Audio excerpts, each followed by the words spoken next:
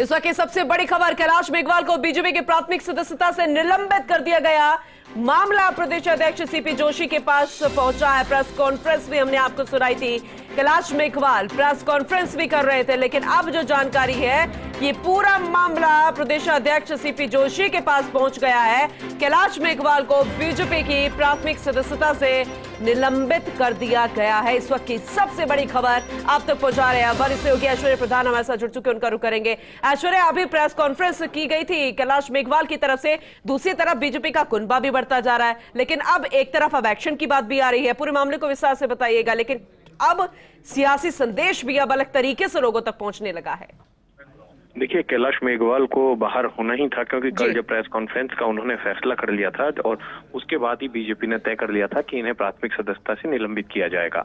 और जब उनकी प्रेस कॉन्फ्रेंस चल रही थी तो उसी दौरान भारतीय जनता पार्टी ने भी अपने यहाँ पर पार्टी की सदस्यता के लिए बहुत सारे लोगों को बुला लिया, जिनमें कई नेता, अलग अलग समाजों के नेता शामिल है, कुछ कांग्रेस से आए हैं, इस तरीके के कई चेहरे हैं। तो अब कैलाश मेघवाल एक तरफ वापस से अपनी तरफ से आरोप लगा रहे हैं, तो दूसरी तरफ भारतीय जनता पार्टी ने अब उन्हें बाहर कर दिया है। लेकिन इस वक्त की बड़ी खबर इसलिए है कि ये वही कैलाश मेघवाल है जो कि उस जमाने में स्वर्गीय भैरव सिंह शेखावत के साथ हुआ करते थे। भैरव सिंह शेखावत के साथ राजनीति की शुरुआत की और कहा जाता था कि उन दोनों का उनके साथ हमेशा ही उनके साथ रहा करते थे। और उसके बाद केंद्र में मंत्री भी बने, सामाजिक कल्याण, सामाजिक न्याय और अधिकारिता विभाग के अटल जी की सरकार में मंत्री भी रहे। उसके अलावा गृह मंत्री भी राजस्थान के रहे, विधानसभा अध्यक्ष भी रहे। वसुंधरा राजे ने उन्हें पहले खान मंत्री बनाया था 2013 में, और उसके बाद उन्हें विधानसभा अध्यक्ष बनाया था। और जब ये विवादों में आए थे, जिस वक्त बाड़ेबंदी की खबरें आई थी, उस वक्त लगातार विवादों में आए थे, कई इन्होंने बयान दिए। हालांकि उन बयानों को अशोक गहलोत के समर्थन में जोड़कर देखा गया कि अशोक गहलोत का समर्थन किया जा रहा है।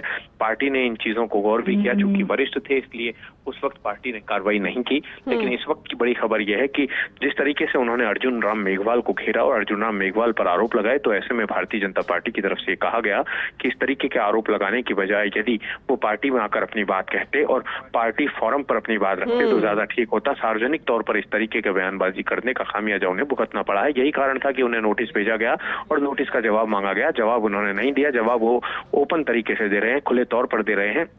तो दूसरी तरफ कांग्रेस के लिए आज खुशी की बात ये हो सकती है कि इतना बड़ा दिग्गज चेहरा है वो बीजेपी को घेर रहा है। तो वहीं भारतीय जनता पार्टी है। ऐश्वर्या, ठीक चुनावों से पहले जब इस तरीके से खबरें सामने आती है और एक्शन भी ले लिया जाता है, कितना असर पड़ता है?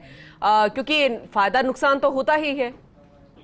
देखिए, सबसे बड़ी खबर यह है कि इस तरीके की खबरों का असर इस तरीके से पड़ता है कि चूंकि कैलाश मेघवाल एक दिग्गज नेता है, लेकिन दूसरी तरफ बड़ी बात यह है क्या उन्हें टिकट पार्टी की तरफ से दिया जा रहा था या नहीं दिया जा रहा था। हालांकि वो सर्वाधिक वोटों से जीते थे, दिग्गज नेता है, मेघवाल समाज में उनका नाम है, इसमें कोई शक भी नहीं है। और भारतीय जनता पार्टी में जनसंघ से उनकी शुरुआत हुई थी। लेकिन इन सब चीजों के परे यह है कि जब उनकी उम्र जो है 90 के पार निकलने की तरफ है, तो दूसरी तरफ ऐसे में क्या भारतीय जनता पार्टी उन्हें टिकट देती।